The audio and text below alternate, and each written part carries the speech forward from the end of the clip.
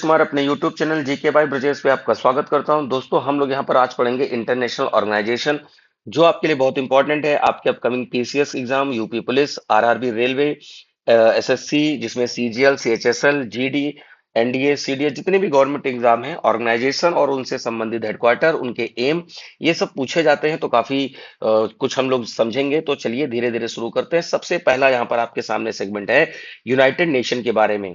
तो देखिए, United nation जो है न्यूयॉर्क, यूएसए में इसका हेडक्वार्टर देखने को मिलेगा। देखिए, मैं इंग्लिश में कर दूंगा, है ना। और इसके जो इस समय जो सचिव हैं, इसके महासचिव हैं, या कह सकते हो कि चीफ सेक्रेटरी हैं, वो एंटोनियो गुटेरस हैं। कौन? एंटोनियो गुटेरस है। और ये बना था 24 अक्टूबर 1945 में। देखिए, 1945 में ही सेकेंड वर्ल्ड वॉर खत्म होता है, जब यूएसए ने 6 और 9 अगस्त को, जब जापान के हिरोशिमा और नागासाकी पर बम गिराए थे। तो उसके बाद एक संस्था की ऐसी जरूरत पड़ी कि जो विश्व में युद्ध को होने से रोके, वर्ल्ड वार ना हो, और विश्व में शांति स्थापित करे। तो ऐसे प्रयास हो। तो ये लिखा है ना कि विश्व में शांति और सुरक्षा स्थापित करना, ह्यूमन राइट्स का रक्षा करना, इंटरनेशनल जो लॉज हैं उनको बढ़ावा देना, उनको लागू करना, ठीक है, और क्लाइमेट चेंज पर कार्य करना। तो ये यूनाइटेड नेशन के काम थे। क्लियर। हेडक्वार्टर आपने देख ही लिया, इसके सचिव देख ही लिया, और उसका स्थापना वर्ष। इन्हीं 3 क्वेश्चन में बच्चा फंसा रह जाता है, और आपके एग्जाम के लिए बहुत जरूरी है। फिर अगला बात करते हैं, यूनेस्को की बात करते हैं। तो इसका फुल फॉर्म देखिए, United Nation Educational, Scientific and Cultural Organization. Full form बहुत इंपॉर्टेंट है, आपसे फुल फॉर्म भी पूछते हैं। ठीक है। एजुकेशन की जगह इकोनॉमिकल लिख दिया जाता है ना। तो साइंस की जगह सोशल एंड कल्चरल लिख दिया जाता है। तो लोग तो लगता है कि हमारी सोसाइटी में ही तो कल्चर है, वहीं पे काम बिगड़ जाता है। तो यहाँ पर साइंटिफिक एंड कल्चरल है। ठीक है। तो इसका जो हेडक्वार्टर है, हेडक्वार्टर आपका पेरिस फ्रांस में पड़ेगा। इसके जो सचिव हैं ऑड्रे अजोले हैं। ठीक है। महानिदेशक या डायरेक्टर जनरल कह सकते हो। क्लियर। अगर सचिव की बात आएगी तो सेक्रेटरी बोल सकते हो। स्थापना वर्ष है 4 नवंबर 1946, 1946 को यूनेस्को बनाया गया था। क्यों?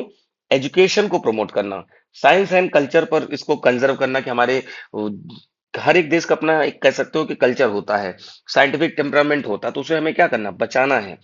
ठीक है। साइंटिफिक अप्रोच पे काम हो। विश्व धरोहर स्थलों की पहचान करना।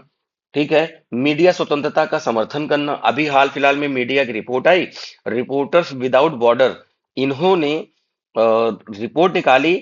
उसमें से इंडिया की रैंक 157 है आउट ऑफ 100 कंट्री। सोचिए, ये हमारी मीडिया की रैंक है ना। तो उस पर भी मैंने एक छोटा सा वीडियो डाला था, आप उस पर देख सकते हो। वो शॉर्ट वीडियो में मैंने बता रखा है।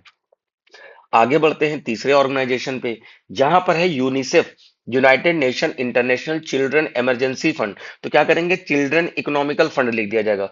वहीं पे कंफ्यूज हो जाओगे। हेडक्वार्टर देखिए कहां पर है। सबसे पहला तो हेडक्वार्टर कहाँ है? न्यूयॉर्क, यूएसए में है। प्रमुख सचिव कौन है? Catherine Russell.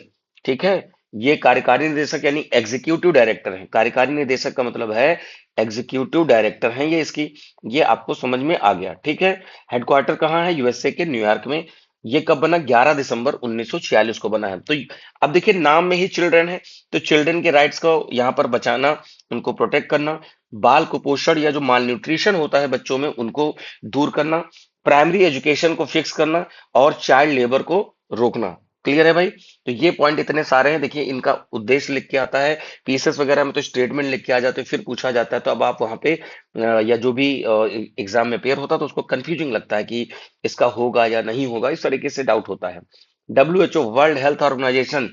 देखिए, यूनाइटेड नेशन से संबंधित जितने भी हैं वो पूछे जाते हैं, और अदर भी पूछे जाते हैं। हम सब पे डिस्कस करने वाले हैं। तो इसका हेडक्वार्टर जिनेवा, स्विट्जरलैंड में देखने को मिलता है। जो इसके हेड है टेड्रोस एडानोस और घेब्रेयस। अब ये भैया नाम है अंग्रेज लोगों का। ठीक है। आप गूगल करोगे हेड की क्या नाम है, हेड ऑफ डब्ल्यूएचओ, देन नाम लिख के आ जाएगा। क्लियर। ये 7 अप्रैल 1948 में बना था। ग्लोबल कह सकते हो हेल्थ पॉलिसीज बनाना, पेंडेमिक का कह सकते हो बचाव और उनका कंट्रोल करना, वैक्सीनेशन को अभियान चलाना। ठीक है। जैसे वैक्सीनेशन क्या है? टीबी के लिए हो सकता है, पोलियो के लिए हो सकता है ना। तो इसके लिए होता है। अभी इबोला हुआ, अभी अफ्रीका में और इबोला फैला हुआ है, बीच में कोविड हुआ। तो ये सब चीजों से बचाना, उनके टीके चलाना ना, हेल्थ सर्विसेज को मजबूत करना, ये काम करता है वर्ल्ड हेल्थ ऑर्गेनाइजेशन। क्लियर है? हालांकि अब आगे बढ़ते हैं। नाटो, बहुत विवाद हो रखा है। नॉर्थ अटलांटिक ट्रीटी ऑर्गेनाइजेशन, ये चर्चा में है लगातार। हेडक्वार्टर इसका ब्रुसेल्स बेल्जियम में है। इसमें इस समय 32 देश हैं। जिसमें फिनलैंड और स्वीडन लास्ट में जुड़े थे। कौन कौन? फिनलैंड, स्वीडन जुड़े थे। अब देखिए, ये जो करंट वाली चीजें होती है यार, अपडेट होती रहती है। इनकेस मान लीजिए आपने कहीं 33 पढ़ लिया, इट मीन्स कि वो अपडेट हुआ है। क्लियर? इस मार्क रूटे इसके जो है प्रमुख सचिव हैं, सेक्रेटरी हैं। और ये 4 अप्रैल 1949 को बना है। क्या काम है भाई नाटो का?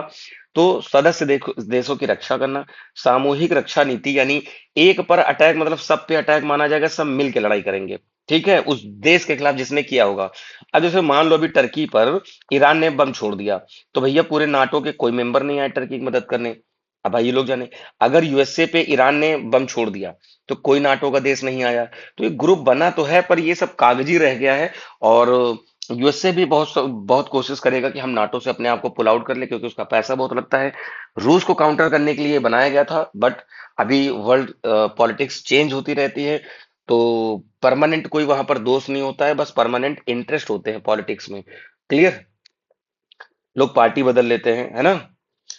जैसे होता क्या है कि लोग पार्टी क्यों बदल लेते हैं भाई? लोगों को अपनी एक होता है कि अपने उसको क्या बोलते हैं, लाइक विल होती है, या कुछ कह सकते हो कि एक एम होता है कि हमें ये करना है ना? जैसे लोगों के सेंटिमेंट्स को उठाना कि भैया रिचार्ज महंगा महंगा, फिर खुद ही पोर्ट हो जाते हैं दूसरी पार्टी में।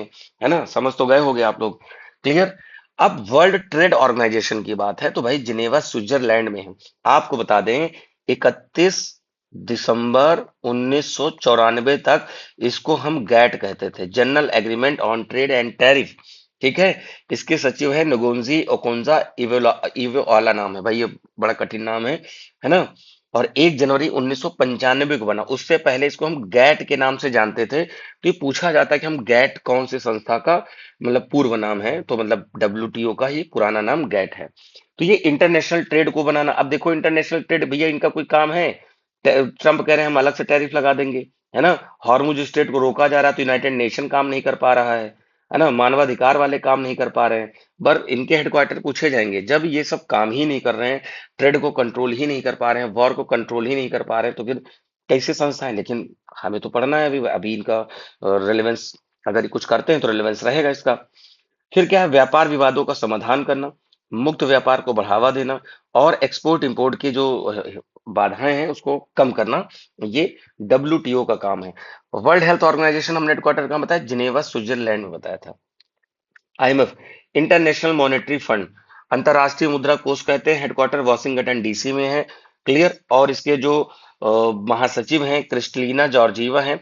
ठीक है। और इसका जो स्थापना वर्ष है 27 दिसंबर 1945 को, तो 1945 में बना था। और वैश्विक आर्थिक स्थिरता सुनिश्चित करना, देशों को आर्थिक, यानी कह सकते हो कि उसको क्या बोलते हैं, इकोनॉमिक एड, या जो भी कह सकते हो, पैसा देना। मुद्रा विनिमय दर स्थिर रखना, यानी जो करेंसी एक्सचेंज है। अब इंडिया में देखो क्या है, डॉलर की कितना बढ़ गया है ना? 96 के आसपास पहुंच गए, कुछ दिन में 100 पे पहुंचेगा। क्लियर? वित्तीय नीतियों पे सलाह देते हैं। तो ये इनके हाथ में, अभी कह सकते हो कि ये कोशिश तो करते हैं, लेकिन अब यहाँ पर क्या करना है हमें? जो भी संस्थाएं हैं उनके बारे में ऑफिशियली पढ़ना है, बाकी वो तो डिस्कशन का विषय है कि कहाँ पे क्या होना चाहिए क्या नहीं होना चाहिए। सार्क की बात कर लेते हैं। South Asian association for regional cooperation, headquarter इसका काठमांडू नेपाल में है। प्रमुख महासचिव जो है उसके गुलाम सरवर महासचिव हैं। स्थापना 8 दिसंबर 1985 को बना था। कहाँ? 1985। तो दक्षिण एशिया यानी साउथ एशिया में कॉपरेशन बढ़ाना, जिसमें देखो यार, इंडिया है, पाकिस्तान है, अफगानिस्तान है, बांग्लादेश है, भूटान है, म्यांमार है ना? ये सब चीज, ये सार्क के देश है, श्रीलंका वगैरह। लेकिन अब हुआ क्या भाई? सार्क बहुत ठीक से काम नहीं कर पा रहा था। क्यों? क्योंकि पाकिस्तान नाम का इसमें एक आतंकवादी देश भी है। ये क्या कर रहे थे कि हर चीज में कॉपरेट ही नहीं कर रहे थे, है ना? इंडिया ने तो यहां तक कहा था कि हम एक सैटेलाइट भेज देंगे जिससे कि रीजनल सिक्योरिटी हो सकेगी। ये लोग बोले कि नहीं नहीं, हाँ, हम नहीं भेज पाएंगे, हमारे आतंकवादी कहाँ छुपेंगे फिर। तो फिर इन्होंने मना कर दिया भाई कि हम नहीं करेंगे इसमें। कोई भी इकोनॉमिक कॉपरेशन होता है पीछे हट जाते, कहते हमारे पास पैसा ही नहीं है। तो इस वजह से, मतलब अभी ये सार्क है, बट इसकी उस तरह से मीटिंग नहीं होती। तो इसकी जगह अब क्या बना है? बिम्स्टेक। जगह बने का मतलब है कि उसकी जगह काम कर रहा है। तो ये बना था 1997 में। क्लियर? ये पॉइंट याद रखिएगा। इसका हेडक्वार्टर देखने को मिलेगा ढाका में। ठीक। अब यहां पर क्या है कि bay of Bengal initiative for multi sectoral technological economic cooperation इसका नाम है। तो बंगाल की खाड़ी के चारों तरफ जो देश हैं उनका ये ग्रुप है, ये काम कर रहा है। अभी मान के चले सार्क उतना इफेक्टिव रहा नहीं, बहुत सारी चीजें हैं जो समय के साथ बदल जाती है, हमने आपसे अभी बताया आपको थोड़ी देर पहले। तो ये सारे हेडक्वार्टर्स रहे और जो भी इंपॉर्टेंट इंपॉर्टेंट संस्थाएं हैं, इनमें से भाई कुछ ना कुछ पूछा जाएगा। आप मेंटली प्रिपेयर हो जाओ, इसके लिए तैयार रहो और हमारे टेलीग्राम ग्रुप से जुड़ जाइए। GK by Brajesh sir, GK भाई ब्रजेश सर आप सर्च करोगे तो टेलीग्राम पे पीडीएफ वगैरह मिल जाएंगी, तमाम वीडियो की लिंक प्लस करंट अफेयर से हम आपको अपडेट करते रहते हैं। आप हमारे ग्रुप पे जुड़िए, बहुत सारा करंट आपको मिलने वाला है। ठीक है भाई, मिलते हैं अपने ऐसे ही वीडियो में नई चीजों के साथ। भाई चैनल को सब्सक्राइब कर लें और आपको ताकि नोटिफिकेशन मिल जाए और नई नई चीजें आप पढ़ते रहिए। हमारे साथ पूरी कोशिश रहती है कि बेस्ट किया जाए। ठीक है, चलिए मिलेंगे।